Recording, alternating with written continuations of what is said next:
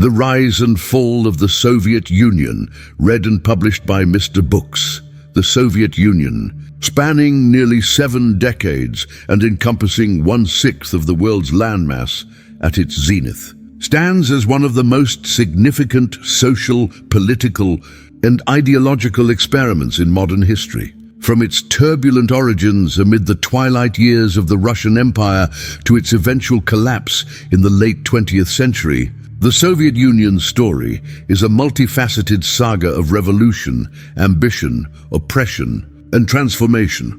In the early years of the 20th century, Russia was a nation beset by contradictions. Its vast size and age-old institutions clashed with the forces of modernity sweeping Europe. Economic disparity, rigid social hierarchies, and mounting political unrest fomented an environment ripe for radical change. Out of this tumult grew the forces that would topple the monarchy, unleash revolution, and ultimately birth a new socialist state based on the doctrines of Marx. As interpreted by Lenin and his contemporaries, as the Bolsheviks seized power, the world watched with a mixture of hope, fear, and incredulity. The promise of a workers' paradise was quickly overshadowed by the harsh realities of civil war, famine, and the uncompromising consolidation of one-party rule. The Soviet experiment, under Lenin's leadership, set the stage for monumental transformations, but also introduced practices and policies that would haunt Russia's future. With Stalin's ascension, the machinery of the state was further weaponized for control and personal power, giving rise to systematic purges, widespread terror, and an iron grip over society. Industrialization, collectivization, and the relentless drive for progress lay at the heart of the Soviet project. Millions were mobilized in the pursuit of utopia, but millions more suffered through famine, displacement, and repression as the leadership forged ahead with its vision. The quest for stability and greatness was marked by deep human costs and internal contradictions. Throughout its existence, the Soviet Union projected its influence across the globe, shaping international alignments and the course of the 20th century. Yet the very foundations upon which it was built, revolutionary zeal, centralized power, and systemic control, harbored the seeds of its own demise. As the grip of the Communist Party weakened, nationalist fervor and popular discontent erupted into the dissolution of the Union, leaving a legacy both contested and complex. This book follows the rise and fall of the Soviet Union through crucial stages: its revolutionary inception, the consolidation and terror of Stalin's regime, the massive efforts at transformation, and the eventual unraveling of its power. Each chapter delves into the personalities, events, and ideologies that defined the Soviet experience, seeking to illuminate the forces behind both its meteoric ascent and its precipitous decline. Before we dive in, make sure to subscribe and hit that like button to support the channel. And don't forget to turn on the notification bell so you never miss an audiobook that could change your life. Now let's begin. Enjoy. Chapter 1. The Seeds of Revolution, Russia before 1917. Before the revolutionary upheaval that swept Russia in 1917, the country was marked by deep contradictions and underlying tensions, many of which would ultimately spur its transformation. The Russian Empire, stretching from Eastern Europe to the Pacific Ocean, was among the world's largest states, but its immense size concealed profound decay. At the turn of the 20th century, Russia was a patchwork of ancient traditions and emerging modernity. The autocracy ruled with absolute authority, vested in Tsar Nicholas II, the final monarch of the Romanov dynasty. Russian society was stratified into rigid classes. The nobility, clergy, and middle classes enjoyed privileges, while the vast majority of peasants and workers endured hardship. The emancipation of the serfs in 1861, a transformative, albeit imperfect reform, had altered rural life but did not resolve long-standing grievances. Despite some industrial advancements, much of Russia remained agrarian and economically backward. Rural poverty was endemic, with peasants facing high taxes, limited land, and antiquated farming methods. In the cities, rapid industrialization had produced a new class of urban workers, laboring under poor conditions, sparking unrest and the formation of nascent labor movements. The Russian intelligentsia, writers, philosophers, and revolutionaries became increasingly critical of autocracy. Radical ideologies, including Marxism, gained traction among those disillusioned with the slow pace of reform and czarist repression. Secret political organizations and revolutionary parties, such as the Social Democrats and Socialist Revolutionaries, began advocating for dramatic change. The government, meanwhile, maintained a powerful secret police apparatus, the Okhrana, to suppress dissent. Yet political repression and censorship did little to stem the tide of revolutionary sentiment. Events like the 1905 revolution, prompted by mass protests and the Bloody Sunday massacre, forced the Tsar to grant limited concessions, including the establishment of the State Duma, parliament. However, real power remained with the monarchy, and reform soon stalled. World War I further exacerbated Russia's problems. The war effort strained the economy and exposed weaknesses in leadership, supply chains, and military strategy. Russian casualties mounted, morale plummeted, and food shortages became widespread. Soldiers deserted, and the home front grew restless with strikes and demonstrations, increasing in frequency and intensity. Against this backdrop, faith in the monarchy eroded rapidly. Nicholas II's poor decision-making, especially his choice to command the army personally, and the scandal surrounding his wife's association with Rasputin, damaged the royal family's reputation irreparably. By 1917, Russia was a tinderbox primed for explosion, with the ruling elite isolated and resistant to significant change.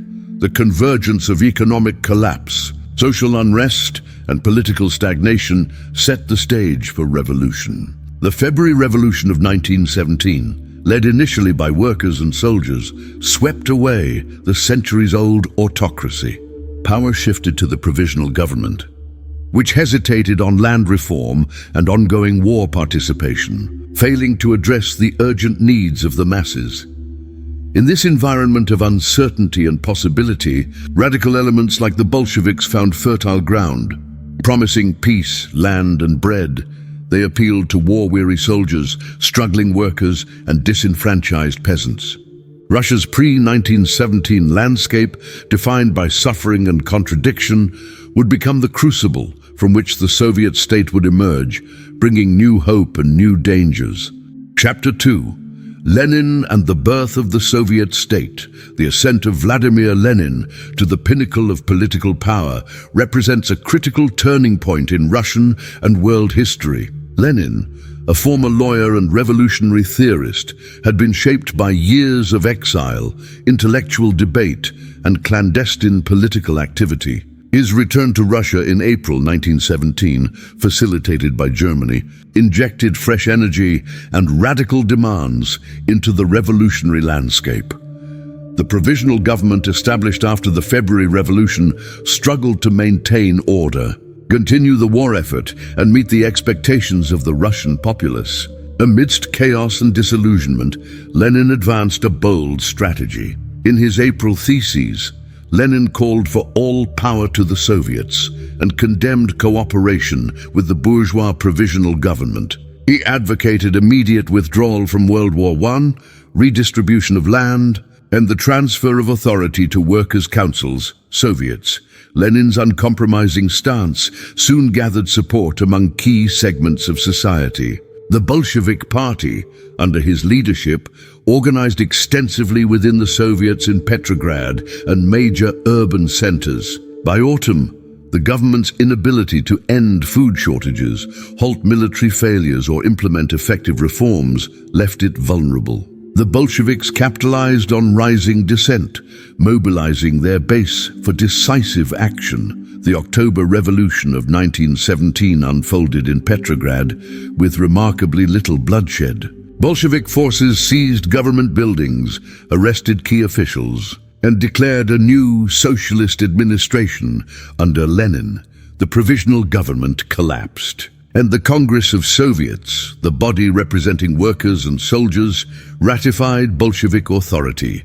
Establishing control was arduous. Lenin faced immediate opposition from within and outside the party. The new government abolished the monarchy, proclaimed land and factory ownership by peasants and workers, and signed the Treaty of Brest-Litovsk, ending Russian involvement in the war, but ceding vast territories to Germany. The loss was bitter, but Lenin regarded peace as essential for the revolution's survival. Under Lenin, the government was restructured into the Russian Soviet Federative Socialist Republic, forming the nucleus of what would become the Soviet Union, the Council of People's Commissars, Sovnarkom. Headed by Lenin, centralized power and replaced old institutions. The Communist Party became the only legal party, with dissent suppressed and opposition parties dissolved.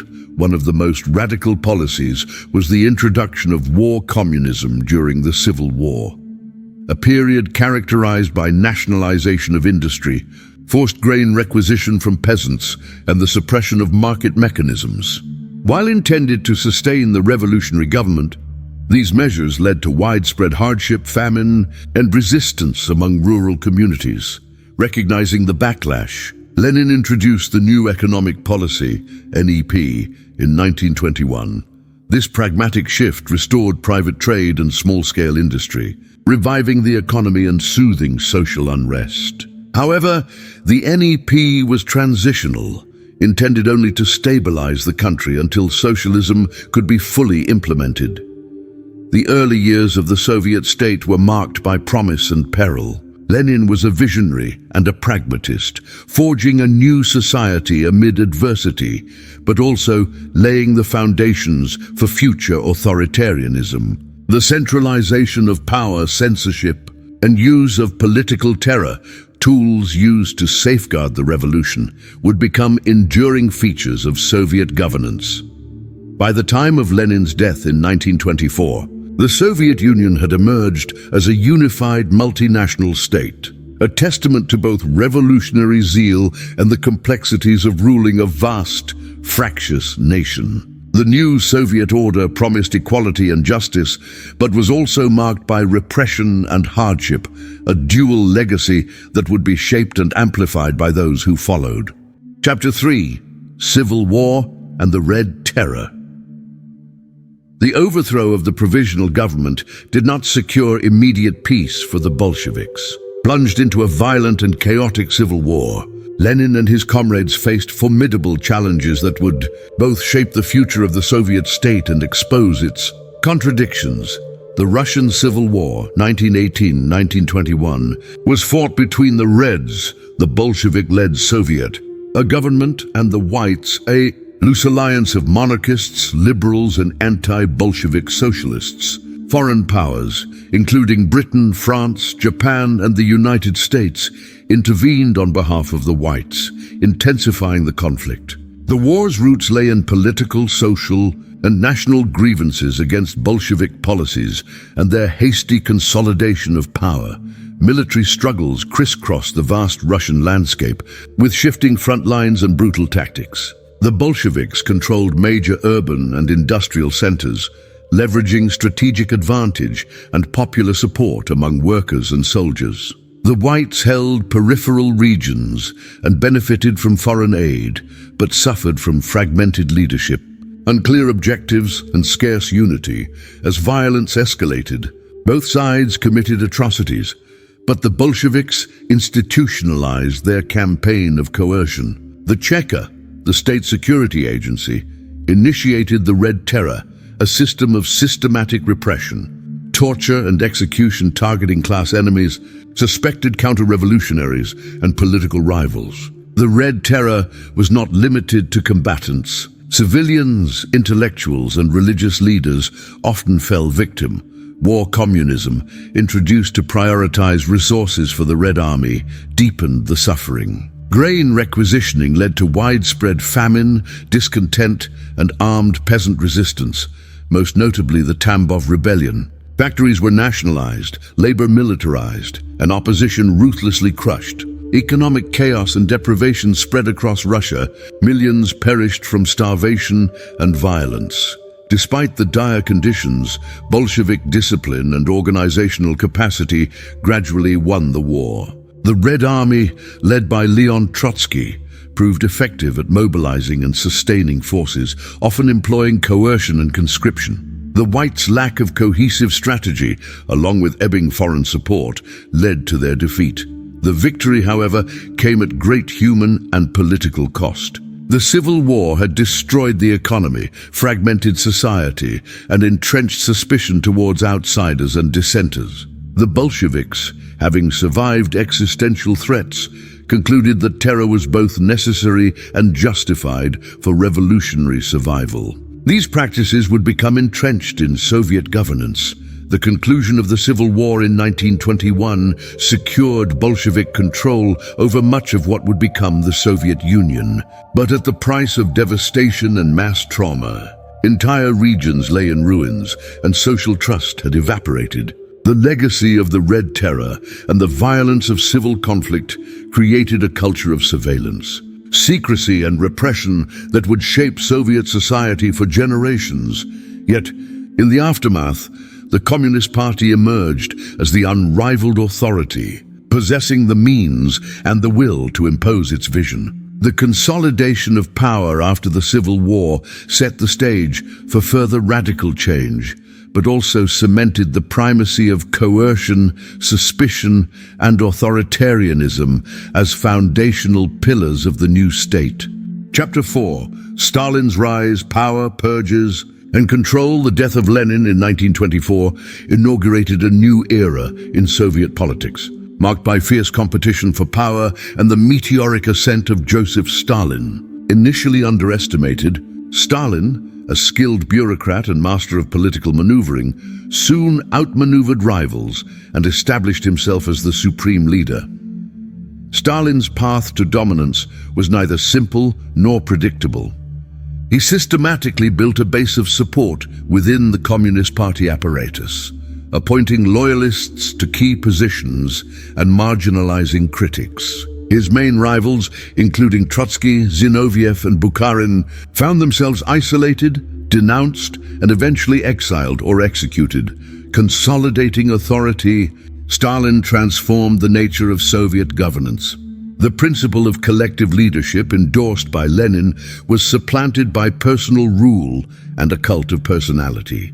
Stalin positioned himself as Lenin's true heir, recasting history to legitimize his authority and marginalize former comrades. The late 1920s and 1930s witnessed the launch of sweeping initiatives designed to modernize Soviet society and solidify Stalin's control. The first five-year plan, unveiled in 1928, set ambitious targets for industrial output, infrastructure, and military capacity. The plan demanded rapid transformation, compelling workers and managers to surpass quotas, often at great personal risk. Collectivization of agriculture, the forced amalgamation of individual peasant farms into large, state-run collectives, was similarly revolutionary and devastating. Intended to secure grain supplies and facilitate industrial growth, collectivization was met with resistance from millions of peasants, especially the independent kulaks. The state responded with brutal repression, resulting in mass arrests and deportations. Famine, most notably the Holodomor in Ukraine, claimed millions of lives. Central to Stalin's regime was the creation and relentless use of political terror. Surveillance, informants, and arbitrary arrests proliferated. The secret police, GPU-NKVD, became omnipresent, targeting alleged opponents and enforcing compliance. The show trials of the late 1930s, held against prominent party members and military officers, epitomized this era of purges. Accusations of treason, sabotage, and espionage were wielded to eliminate real and imagined threats. Stalin's purges extended beyond the party. Intellectuals, artists, religious leaders, and ordinary citizens lived in perpetual fear. The Gulag system, vast networks of labor camps, expanded, incarcerating millions under horrific conditions. Entire sectors of society were destabilized as loyalty to Stalin became the principal measure of survival and advancement.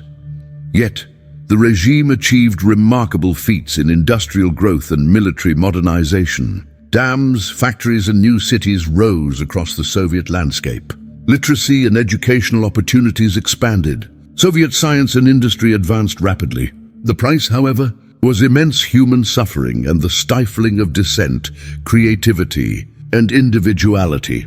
By the end of the 1930s, Stalin had forged a highly centralized, authoritarian state. His rule was marked by paranoia, ruthlessness, and ambition, but also by a capacity for mobilization and transformation unmatched in Russian history. The purges and terror, initially justified as necessary for the revolution, became tools for preserving Stalin's personal power and shaping the character of Soviet society.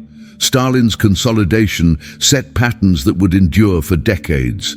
The fusion of progress and repression, the use of fear as a tool of governance, and the subordination of all institutions to the will of the supreme leader. The Soviet Union had entered the high tide of its power, shadowed by the costs of its transformation and the legacy of terror. Chapter 5. Industrialization and Collectivization. The transformative vision underlying Stalin's rule found its most aggressive expression in the campaigns of industrialization and collectivization. Determined to catapult the Soviet Union into the ranks of global powers, Stalin orchestrated policies that fundamentally altered the economic and social landscape, often with devastating human consequences. Industrialization was at the heart of the first and subsequent 5-year plans. Soviet leaders determined that rapid, large-scale industrial growth was essential for national security and socialist construction. Efforts focused on heavy industry, steel, coal, machinery, and chemicals at the expense of consumer goods and agriculture. Gigantic projects such as the Dnieper hydroelectric station and the Magnitogorsk steelworks became symbols of the new Soviet ambition. The execution of these plans relied on strict central planning, enforced targets, and the mobilization of vast resources. Workers were celebrated as heroes of labor, encouraged to exceed quotas through propaganda and incentives. Those who failed faced penalties, and alleged saboteurs were subject to arrest and imprisonment. Stakhanovites, workers credited with remarkable achievements, were publicized to inspire others. Results were striking. Industrial output surged. New urban centers emerged, and the Soviet Union became a leading world producer in several key sectors. Education and technical training shifted focus towards science and engineering, cultivating a new cohort of skilled workers and managers. The development of military industries ensured the Soviet Union's eventual competitiveness on the global stage. However, the relentless pace brought considerable hardship. Poor planning, lack of experience, and emphasis on quantity over quality often led to waste, inefficiency, and dangerous working conditions. Wages dropped, consumer goods remained scarce, and standards of living declined. Sacrifice was presented as a patriotic duty, justified by the promise of future prosperity. Collectivization represented an even more radical shift. Stalin's goal was to consolidate millions of small peasant holdings into collective farms, kolkhozy, and state farms, sovkhozy, enabling mechanization, centralized management, and reliable grain supplies for urban centers. Peasants viewed the policy with suspicion and fear, resistant to surrendering land, livestock, and autonomy. State propaganda depicted collectivization as a liberation from backwardness and exploitation. But in practice, it provoked widespread opposition. Dekulakization campaigns targeted wealthier peasants, branding them enemies of the state and subjecting them to dispossession, exile, or execution. Many peasants slaughtered animals and destroyed crops rather than surrendering them to the collective. The response from the state was uncompromising.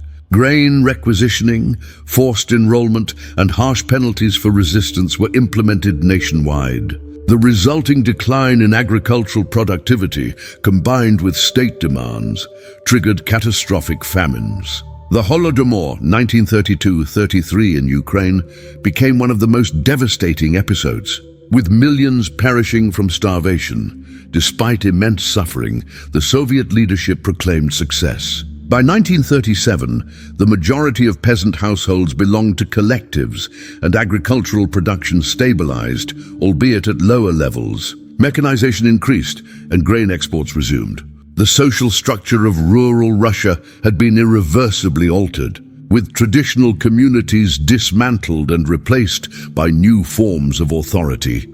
Industrialization and collectivization transformed the Soviet Union from a largely agrarian society into an industrial giant. Yet the cost, measured in lives lost, communities destroyed, and persistent hardship, remained a profound and contentious legacy. The achievements were undeniable, but they came inextricably linked to repression, coercion, and the deep scars of forced transformation. Chapter 6. The Great Terror. Fear as a Tool of Power. By the mid-1930s, the Soviet state was gripped by an atmosphere of pervasive fear. The Great Terror, known as the Yezhovshchina after NKVD, Chief Nikolai Yezhov represented the apex of Stalin's campaign to eliminate perceived enemies and cement his control over the party and society. The roots of the Great Terror lay in Stalin's desire to consolidate power and preempt opposition. Paranoia shaped policy. Conspiracies, both real and imaginary, were purported to exist within every level of society. The assassination of Sergei Kirov in 1934, officially attributed to a lone assassin but widely believed to be orchestrated or exploited by Stalin, became a pretext for intensified repression. From 1936 to 1938, the apparatus of terror expanded at an alarming pace. Public show trials targeted prominent Bolsheviks, military leaders, and bureaucrats, accusing them of treason, sabotage, and espionage. Confessions were typically extracted under torture. Verdicts were predetermined, and executions followed swiftly. Entire generations of revolutionaries who had participated in the birth of the Soviet state were erased from history. The purges extended far beyond the party. The Red Army, a crucial pillar of state power, was gutted. Thousands of officers, including most of the officer corps, were executed or imprisoned, undermining military effectiveness. In the years preceding World War II, the Communist Party witnessed a mass turnover as members were expelled and replaced with new cadres loyal to Stalin. Ordinary citizens were not spared. The NKVD operated with impunity, conducting midnight arrests, investigations, and summary trials. Quotas for enemy of the people arrests were distributed to local officials, incentivizing denunciations and false accusations. The reach of the terror was virtually limitless. Teachers, engineers, factory workers, artists, and even children became suspects. The Gulag system, already extensive, ballooned further. Millions were sent to forced labor camps across Siberia and the Arctic, enduring brutal conditions, starvation, and violence. The purpose was not merely punishment, but also economic. Gulag labor contributed to massive infrastructure projects. Though death rates and suffering were staggering, social life was transformed by suspicion and self-censorship. Families hesitated to speak openly, fearing reprisal. The arts and sciences were subject to ideological enforcement. Those deemed bourgeois or counter-revolutionary were purged, and only work that glorified the regime and its goals was permitted. Historical revisionism expunged Stalin's rivals and rewrote official narratives. The terror eventually abated in the late 1930s, partly due to its self-destructive impacts and the need for unity before World War II. Yezhov himself was purged in 1939, replaced by Lavrenti Beria. Nonetheless, the culture of fear endured. Loyalty to Stalin had become synonymous with survival, and the trauma of the Great Terror left indelible marks on Soviet society. While the regime declared victory over sabotage and infiltration, the true purpose of the Great Terror was the consolidation of absolute power. Stalin had succeeded in remaking the party, the state, and the population in his image. The costs, human, moral, and institutional, would haunt the Soviet Union for generations, shaping the very nature of governance and culture. Chapter 7. World War II, the Soviet Struggle and Victory. World War II, known in the Soviet Union as the Great Patriotic War, was a conflict of unparalleled scale and tragedy for the USSR. The Nazi invasion in June 1941, Operation Barbarossa, thrust the Soviet Union into the war, transforming the entire nation into a battleground. Stalin's leadership, combined with sheer Russian resilience, brought the Soviet people through unimaginable suffering to eventual victory. The initial Nazi onslaught was overwhelming. By the end of 1941, German forces had seized vast territories, encircling cities like Leningrad and approaching the suburbs of Moscow. Soviet casualties mounted rapidly. Territories were lost, millions killed, wounded, or taken prisoner. The trauma and brutality of the Eastern Front far exceeded that of the Western campaigns. Stalin, initially taken aback by Hitler's betrayal of the Soviet-German non-aggression pact, enforced martial mobilization. Factories, people, and resources were relocated eastwards, away from the advancing Wehrmacht. Despite crippling losses, the Soviet Union proved unexpectedly resilient. The winter of 1941 to 1942 saw the German advance grind to a halt before Moscow.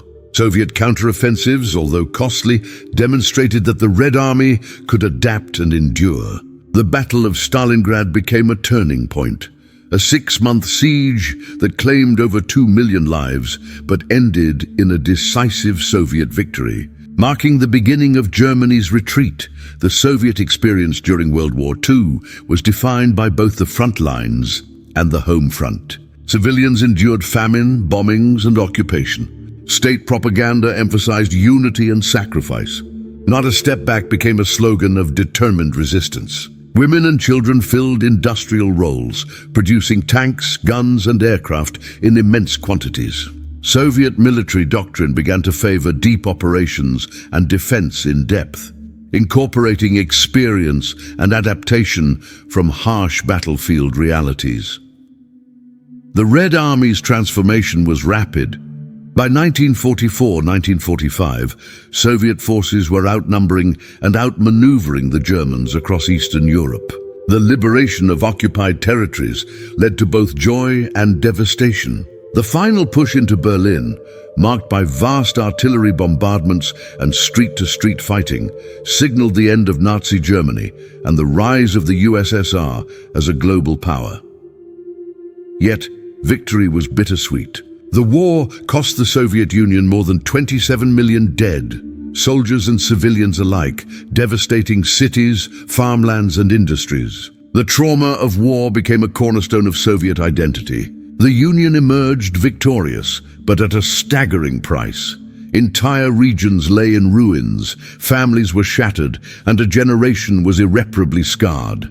The consequences shaped Soviet policies for decades. Wartime alliances with Britain and the United States unraveled amidst post-war suspicions, leading to the Cold War's ideological rift. The USSR's control over Eastern Europe, secured by Red Army occupation, set the stage for confrontations with the West. Internally, the victory justified continued authoritarian rule and state centralization. World War II thus defined both the capabilities and vulnerabilities of the Soviet system. The narrative of struggle and triumph became an essential tool for regime legitimacy and popular memory. The specter of invasion and the need for security would underpin Soviet foreign and domestic policies, informing decisions for years to come. The war transformed the USSR from a regional power into a superpower, respected, feared, and irrevocably changed by the crucible of conflict. Chapter 8. The Cold War begins, East versus West. The conclusion of World War II marked the beginning of a new era in global politics, one dominated by the ideological, military and economic confrontation known as the Cold War. The alliance between the Soviet Union and Western powers, forged in the fires of anti-Nazi cooperation, quickly dissolved into mutual suspicion and rivalry. The world found itself divided, with the USSR leading one bloc, and the United States and its allies forming another. Stalin's post-war policies sought to secure Soviet interests and prevent another devastating invasion. The USSR established communist regimes throughout Eastern Europe, integrating them within the Eastern Bloc through coercion, military intervention, and political manipulation. Nations like Poland, Czechoslovakia, Hungary, Romania, and East Germany fell under Moscow's sphere. Constrained by the political and economic structures of the Soviet system, the United States, alarmed by Soviet expansion and the suppression of democratic movements, responded with the Truman Doctrine, pledging economic and military support to countries threatened by communism. The Marshall Plan provided substantial aid to Western Europe, helping to rebuild war-ravaged economies and contain Soviet influence. In return, Stalin solidified control over Eastern Europe with the Council for Mutual Economic Assistance, Comecon, and ultimately the creation of the Warsaw Pact, a military alliance directly opposed to NATO. Berlin became the emblem of the new confrontation. Divided between Soviet and Western sectors, the city was a focal point of tension. The Berlin Blockade, 1948-1949, when the USSR cut off land access to West Berlin, prompted a massive Allied airlift, demonstrating Western resolve and deepening the division. The Iron Curtain, a metaphorical and physical barrier, descended across Europe, separating communist and capitalist systems. The propaganda war intensified. Each side portrayed the other as aggressive, expansionist, and immoral. Espionage, psychological operations, and economic competition became defining features of the conflict. The USSR intensified internal security, purged perceived enemies, and portrayed the West as a threat to peace and progress. The West, in turn, amplified fears of communist subversion, leading to internal witch hunts, most famously exemplified by McCarthyism in the United States. The Cold War was not a singular geographic conflict, but a global contest. Proxy wars erupted in Korea, Vietnam, the Middle East, and Africa, as both blocs sought to expand influence without direct military confrontation. The technological race began with the Soviets' launch of Sputnik in 1957, igniting the space race. Within the Soviet Union, the need for vigilance permeated daily life. The security apparatus, led by agencies like the KGB, watched for dissent, curtailed freedoms, and promoted the superiority of the socialist system. Economic resources shifted toward heavy industry and defense at the expense of consumer goods and living standards. The Cold War's early years defined the parameters of East versus West for decades. It solidified alliances, institutionalized conflict, and shaped the politics, economies, and societies of the entire world. The ideological contest, socialism versus capitalism, dictatorship versus democracy, framed every aspect of international relations, as both superpowers struggled for global dominance and security. Chapter 9. Nuclear Superpower.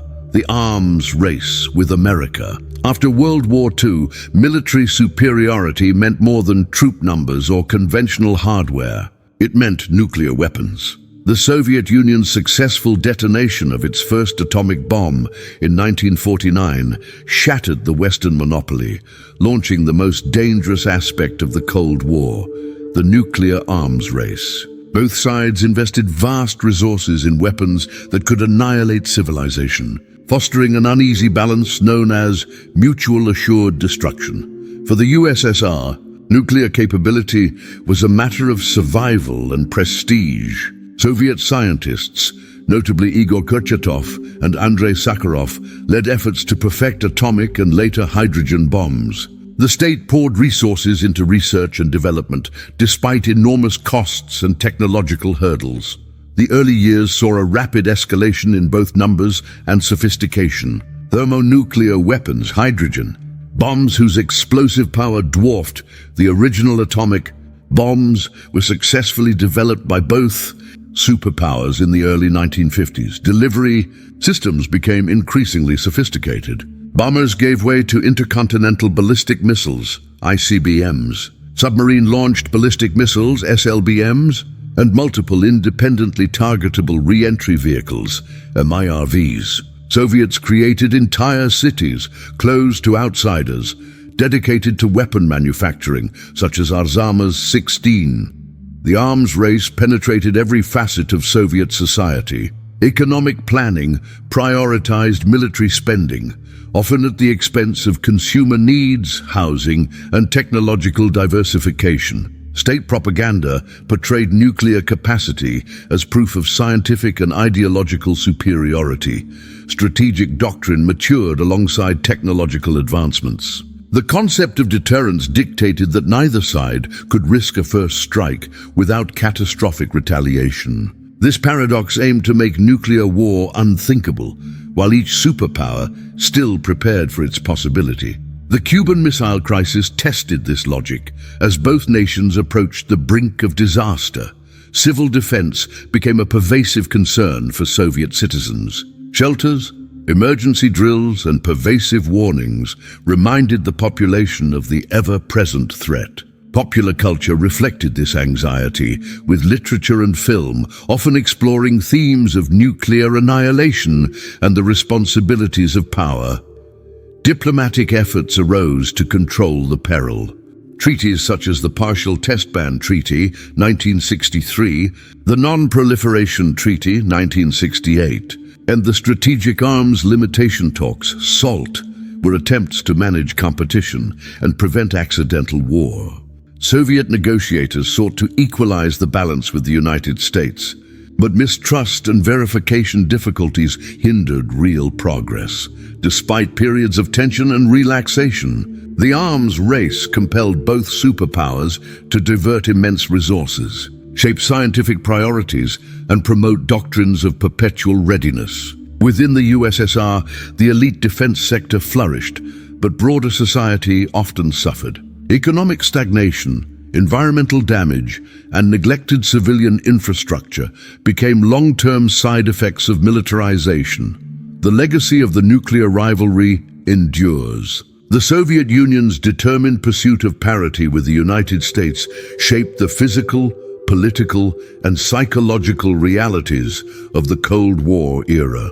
The race produced both technological marvels and existential terrors, ensuring that the shadow of nuclear weapons remains central in analyses of Soviet and world history. Chapter 10. Khrushchev and the Thaw, Hope and Confrontation.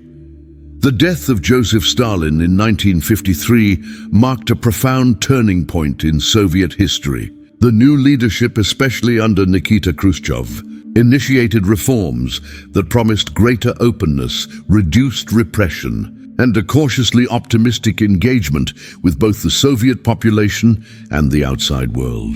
This period, known as the Khrushchev Thaw, embodied hopes for liberalization, but also faced severe challenges at home and abroad. Khrushchev rose quickly through the ranks, famously denouncing Stalin's cult of personality and crimes during the 20th Congress of the Communist Party in 1956.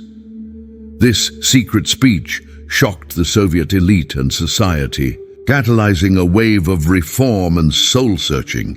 Under his guidance, the state curtailed the activities of the secret police, released thousands from the Gulag, and encouraged cultural and scientific innovation. Publicly, Khrushchev advocated peaceful coexistence with the West, hoping to avoid global catastrophe while proving socialism's superiority. The thaw affected many spheres. Literature, art, and film saw a limited relaxation of censorship. Writers like Alexander Solzhenitsyn emerged, exposing the horrors of Stalinist repression. Yet liberalization had clear boundaries.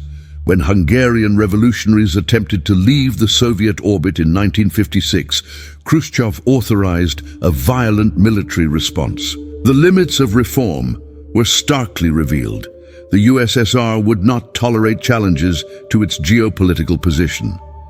Economically, Khrushchev launched ambitious campaigns to boost productivity. The Virgin Lands campaign sought to expand agriculture by cultivating previously unused steppes, with mixed outcomes. Reform extended to reducing the role of central ministries, decentralizing economic management, and encouraging innovation. Yet these efforts often ran up against entrenched bureaucratic interests, inefficiency, and inconsistent implementation.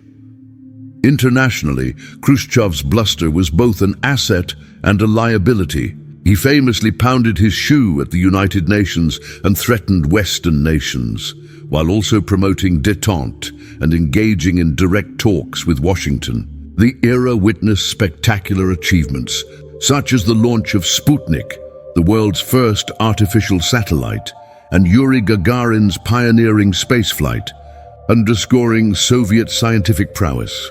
However, tensions remained high. The U-2 incident, where an American spy plane was shot down over Soviet territory, reignited confrontations. The Berlin crisis and the intensifying arms race underscored the precariousness of coexistence. Khrushchev struggled to balance reform, control, and global competition, a task that ultimately proved untenable. Domestically, the limitations of the thaw became apparent. Liberalization generated expectations that could not be fulfilled. Economic reforms faltered. Housing shortages and food queues persisted. Political openness, when permitted, soon faced renewed restrictions, particularly after rising criticism of party leadership and dogma. Khrushchev's unpredictable style alienated party conservatives. By 1964, a coalition of rivals forced his resignation, replacing him with a more cautious and conservative leadership under Leonid Brezhnev. The Khrushchev thaw thus ended amid economic disappointment and restored repression, but its legacy endured. It demonstrated both the possibility and peril of reform within the Soviet system, a balance of hope and confrontation that would define later attempts at change. Chapter 12, Brezhnev's Era, Stability and Stagnation. Following Khrushchev's ouster in 1964, Leonid Brezhnev ascended to power, presiding over the Soviet Union for nearly 2 decades. His leadership, termed the Brezhnev Era, was characterized by relative political stability, military strength, and economic stagnation. For Soviet citizens and the world, it was a period of consolidation, but also growing malaise and disillusionment. Brezhnev's approach was conservative, avoiding the unpredictability and reforms associated with Khrushchev. Party control was tightened, dissent suppressed. The government invested heavily in heavy industry, defense, and space, maintaining military parity with the United States.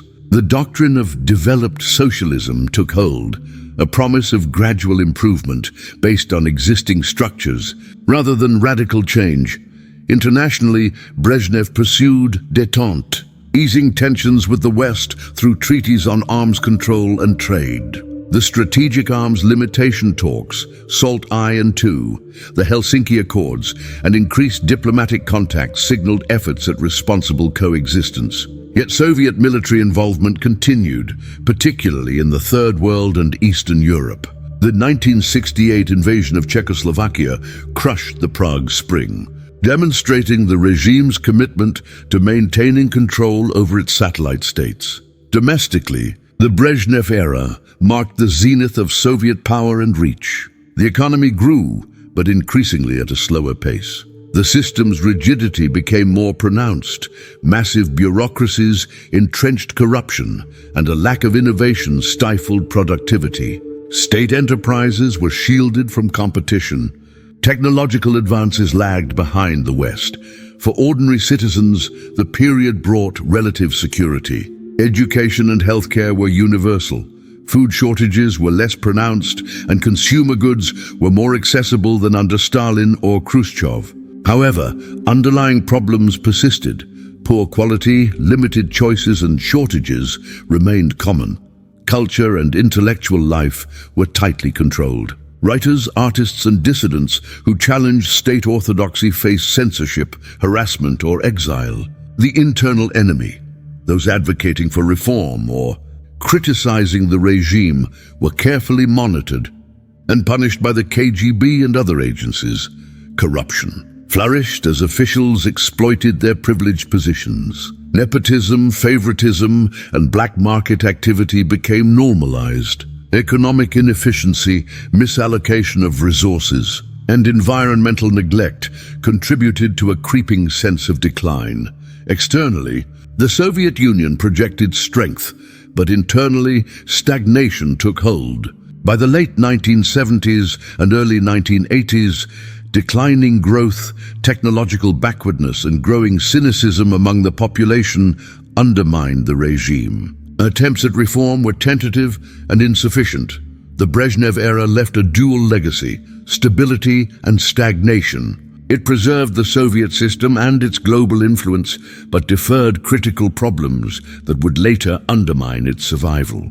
The atmosphere of predictability and suppression softened the memories of earlier terror, but bred apathy and discontent. The seeds of crisis, though unnoticed by many at the time, were sown in this period of apparent calm. Chapter 13. Life Behind the Iron Curtain. The term Iron Curtain was famously coined by Winston Churchill in a 1946 speech.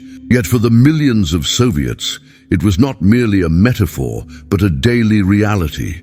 The barrier that separated them physically, politically, and culturally from the outside world.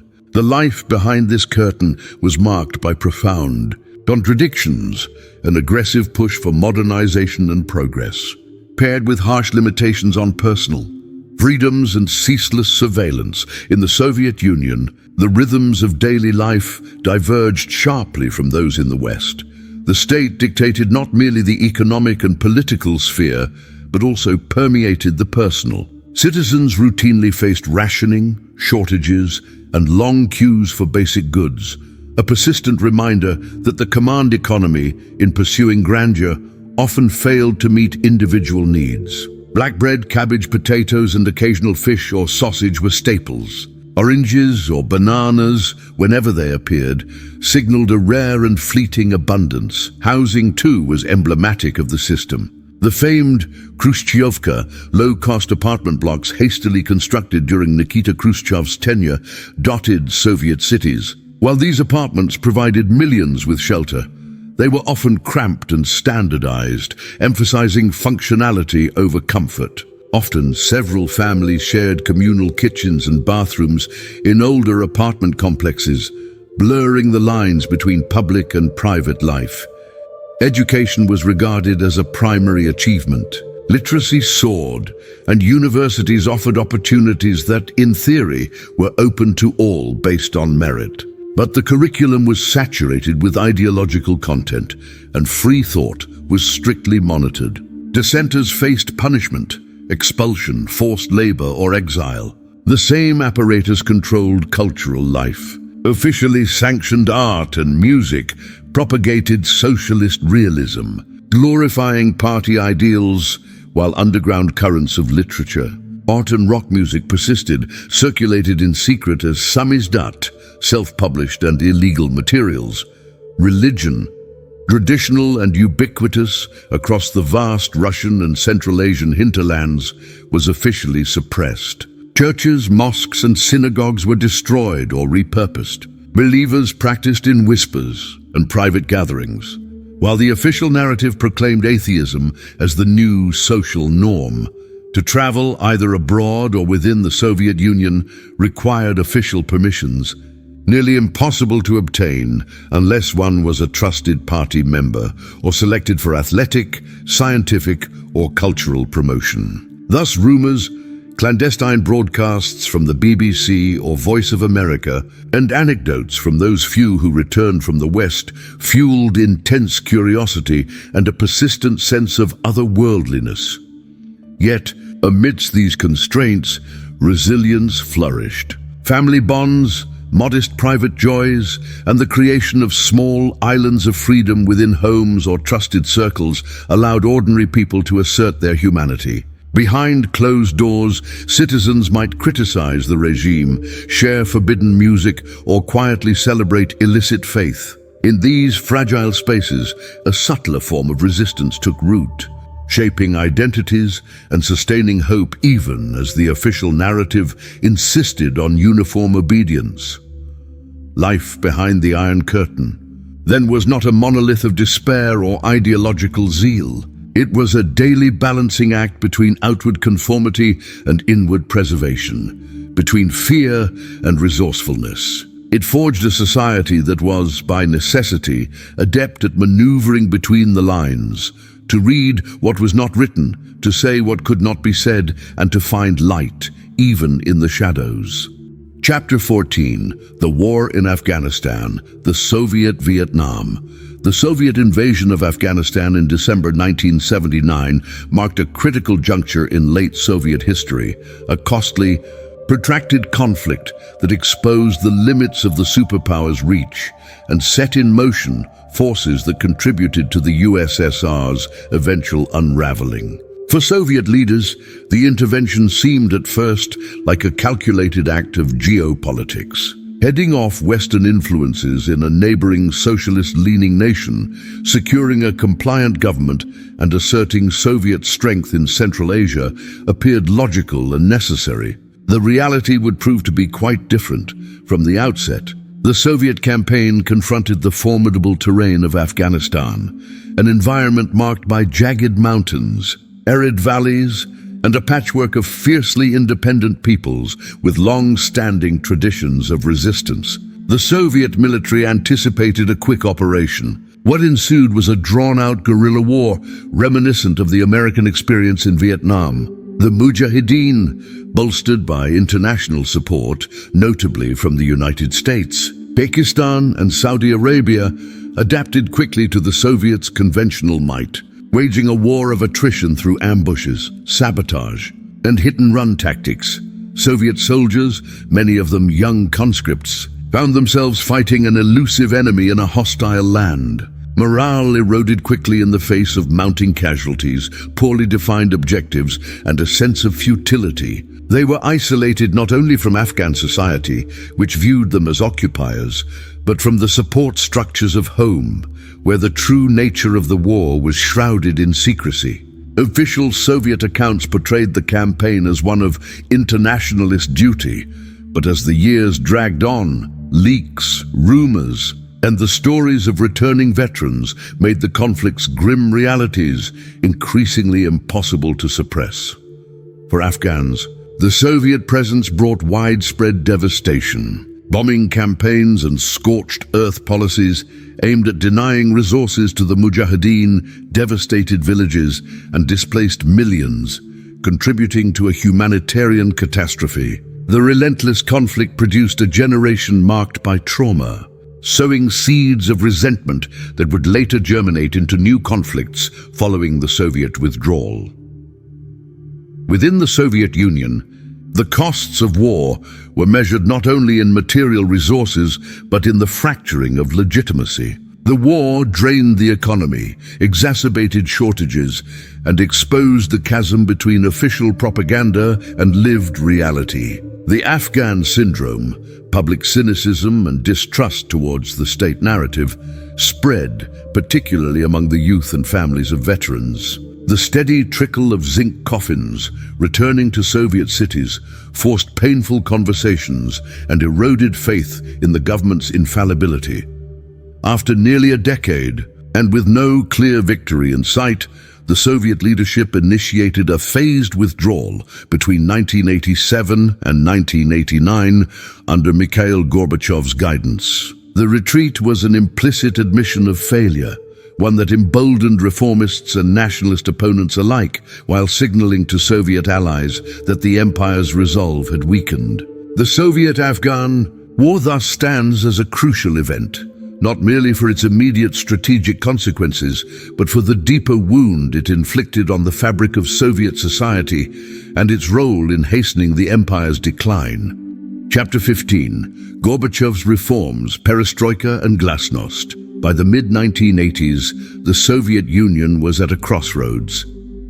Decades of rigid central planning, mounting economic inefficiencies, and growing disillusionment threatened to erode the foundations of state and society alike. Into this context stepped Mikhail Gorbachev, who, in 1985, became General Secretary of the Communist Party. Gorbachev epitomized a new generation, more cosmopolitan, pragmatic, and deeply aware of the need for profound change. Gorbachev's twin pillars of reform, perestroika, restructuring, and glasnost, openness, were designed to revitalize Soviet socialism. Perestroika sought to introduce market mechanisms and decentralize economic control, granting enterprises greater autonomy and fostering limited competition. These reforms were intended to boost productivity and innovation, rein in corruption, and ease the chronic shortages that plagued everyday life. Yet the transition from rigid central control to a more flexible system proved chaotic. State cogs, long accustomed to obeying directives rather than responding to market signals, floundered. The partial reforms created confusion, leading to speculation, hoarding, and sometimes worsening shortages. Glasnost represented a more radical break from the past. Gorbachev relaxed censorship, allowed greater freedom of expression, and encouraged critical discussion of historical and social issues. Soviet citizens, accustomed to decades of silence, began speaking openly about government failures, Stalinist repressions, and contemporary problems. Newspapers published long-suppressed stories, and intellectuals openly debated the direction of the country. This release of public discourse unleashed a flood of pent-up grievances, but also set in motion powerful centrifugal forces. Nationalities began demanding rights and autonomy. Opposition groups quickly organized, and the Communist Party found itself criticized from left and right. Gorbachev's personal leadership style fueled both hope and uncertainty. He traveled widely, engaging regular citizens and Western leaders, seeking to project a new image abroad and build trust at home. His outreach to Ronald Reagan and the West produced transformative arms control agreements and thawed the Cold War. Yet domestically, the reforms proved destabilizing. While many lauded newfound freedoms, others recoiled from the collapse of old certainties. Hardliners accused Gorbachev of weakness, reformists of going too slow. Nationalists demanded independence. Economically, the outcomes disappointed. The hybrid system failed to deliver growth, and the rapidly expanding space for criticism exposed chronic mismanagement. The Communist Party's monopoly on power crumbled as new parties, civic movements, and independent media proliferated. Despite his intentions, Gorbachev's reforms proved a catalyst not for renewal, but for unraveling. Perestroika and glasnost, though visionary, upended the very system they sought to save. By opening Soviet society, Gorbachev inadvertently released forces that would sweep away the old order entirely, and with it, the Soviet Union itself. Chapter 16. The Fall of the Berlin Wall and Eastern Bloc Revolutions. The late 1980s witnessed the rapid and stunning transformation of Eastern Europe, as Soviet-aligned communist regimes collapsed in quick succession. The center of this drama was Berlin, where the infamous wall, an enduring symbol of Cold War division, fell with astonishing speed. Beginning in 1989, cracks appeared throughout the Eastern Bloc. In Poland, the Solidarity movement, nurtured by years of underground activity, was legalized and quickly swept to power through partially free elections. Hungary followed, opening its border with Austria and effectively creating a breach in the Iron Curtain that allowed East Germans to flee westward. As societies across the bloc watched these events, a sense of inevitability replaced fear, and protest movements erupted in Leipzig, Prague, and Bucharest. The Berlin Wall, erected in 1961, had not only divided a city, but also encapsulated the physical and psychological split between two competing social orders. Despite its formidable barriers, concrete walls, guard towers, and death strips, the wall was ultimately sustained not by engineering, but by the threat of force and the acquiescence of the Soviet Union, when Mikhail Gorbachev made clear that Moscow would no longer intervene militarily to preserve satellite regimes. The calculus changed overnight.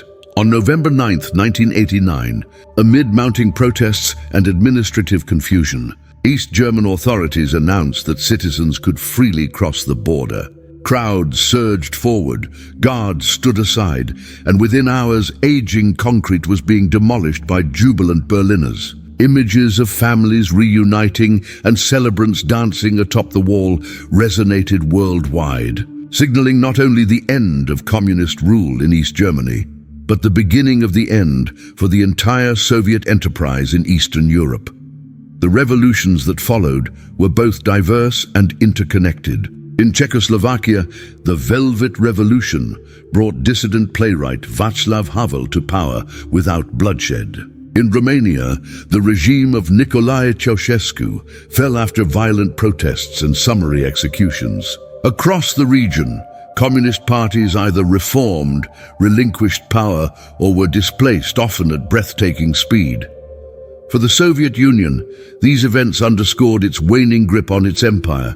No longer able or willing to enforce discipline through force, the Soviet leadership faced growing unrest within its own republics. The fall of the Berlin Wall and the revolution wave represented both a triumph of people's aspirations for freedom and a devastating blow to Moscow's prestige and authority. The seismic changes of 1989 redefined Europe's political geography, ended the Cold War, and inspired independence movements within the USSR. The wall that came down in Berlin presaged the crumbling of the structures that had upheld Soviet power for over a generation, setting in motion the final act in the story of the Soviet Union's rise and fall.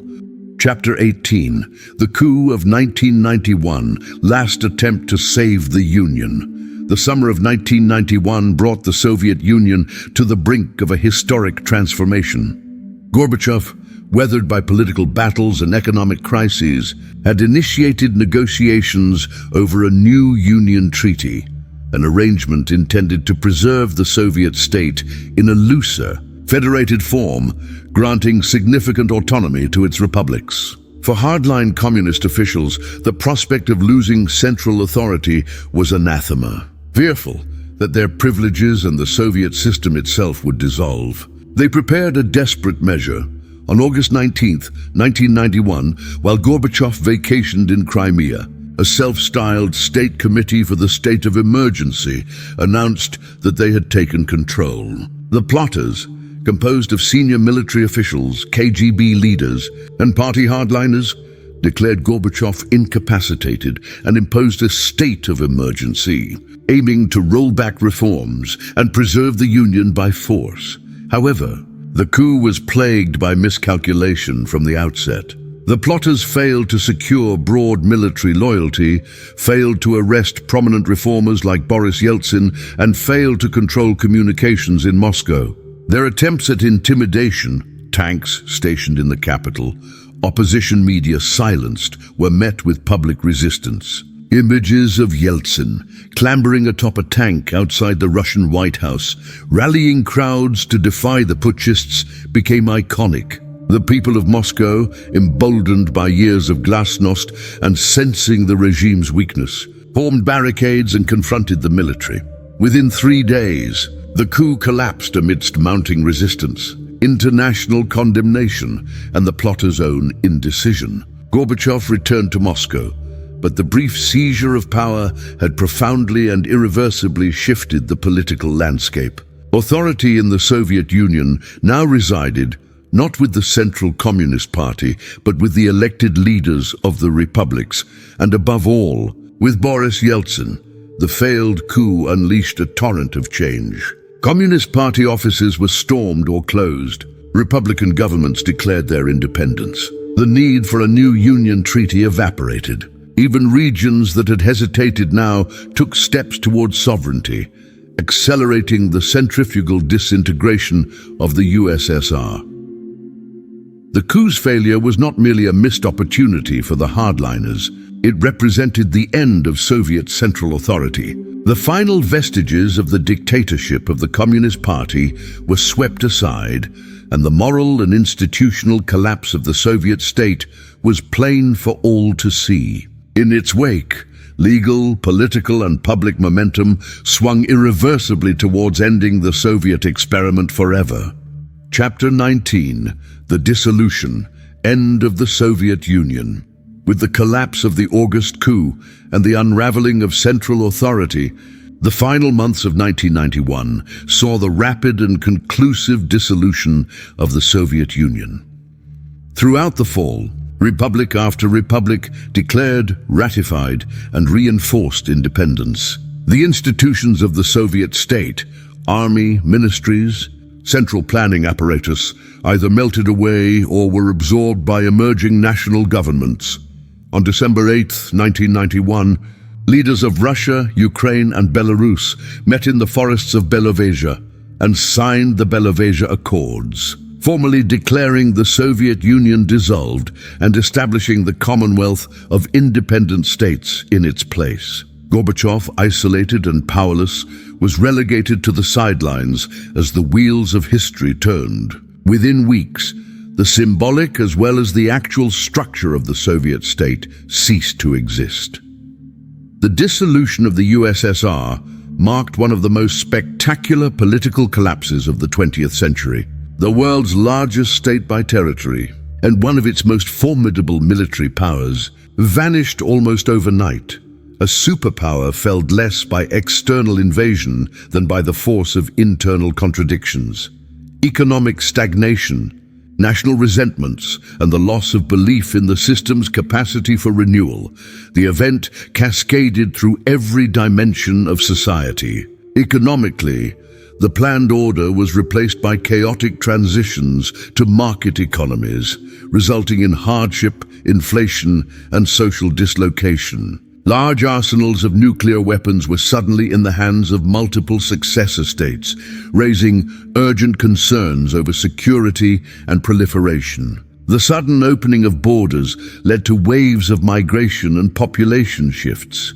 For citizens, the collapse was experienced as both liberation and trauma. New opportunities emerged alongside uncertainty and nostalgia. Uncertainties, guaranteed employment, subsidized essentials, familiar hierarchies disappeared, often replaced by precariousness and inequality. Internationally, the end of the USSR redrew the geopolitical map. 15 new independent countries appeared, and each embarked on its own perilous path. The abrupt end of the Cold War brought hope for a new world order, but also unresolved tensions and conflicts, some long-standing, others newly emergent. In the space of a few chaotic months, the historical experiment begun in 1917 was concluded. The flag with hammer and sickle was lowered from the Kremlin on December 25, 1991. In its place, a new era had begun, one whose contours, benefits, and dangers would take years to fully comprehend. Chapter 20: Legacy of the USSR. Lessons and shadows in today's world. The dissolution of the Soviet Union on December 26, 1991 sent shockwaves across the globe, altering the trajectories of nations, ideologies, and peoples. Yet the end of the USSR was not a conclusion, but a transformation. Its legacy persists in institutions, memories, disputes, and aspirations that continue to shape the 21st century. Perhaps most evident is the geopolitical resonance of the Soviet collapse. The reconfiguration of Eastern Europe, the emergence of 15 independent republics, and the abrupt vanishing of bipolarity remade the global order. Russia, successor to the Soviet Union, inherited both power and vulnerability, striving to reassert influence while grappling with immense economic and social disruption. Other successor states, Ukraine, Belarus, the Baltics, Central Asia, navigated the delicate balance between autonomy and legacy, between newfound opportunities and lingering constraints. The collapse of Soviet communism emboldened the spread of liberal democracy and market reforms, inspiring transitions across the former Eastern Bloc.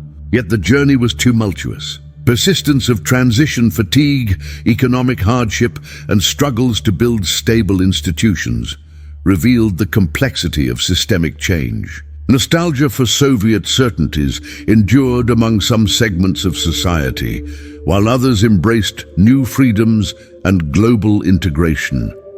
Economically, the Soviet experiment remains a pivotal case study. The strengths and failures of planned economies, the pitfalls of rapid liberalization, and the complexities of privatization continue to inform debates among economists and policymakers worldwide. The legacy of industrial infrastructure, scientific achievement, and mass education persists, even as economies reorient toward market norms.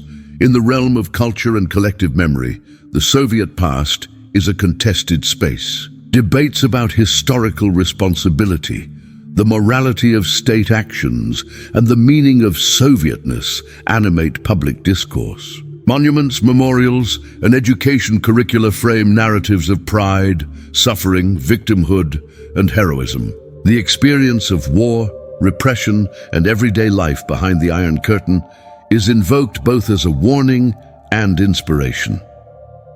Globally, the USSR's legacy is evident in persistent geopolitical tensions, enduring alliances, and the specter of authoritarianism. Current international crises, the resurgence of Russian assertiveness, conflicts in former Soviet spaces, debates over security and democracy are intimately tied to the unfinished business of the Soviet dissolution. Understanding and interpreting this legacy remains crucial for navigating today's world. Finally, the Soviet Union's story serves as a critical lesson for the study of governance, ideology, and human resilience. It challenges assumptions about progress, highlights the limits of centralized power, and foregrounds the ingenuity of people confronting adversity. Echoes of the Soviet experience, its ambitions, contradictions, and consequences reverberate in discussions of justice, memory, and identity, wherever nations reckon with their past. If you found this video helpful, inspiring, or entertaining, don't forget to hit that like button. And if you're new here, make sure to subscribe and turn on the notification bell so you never miss out on future content. Your support means the world. Let me know your thoughts in the comments below.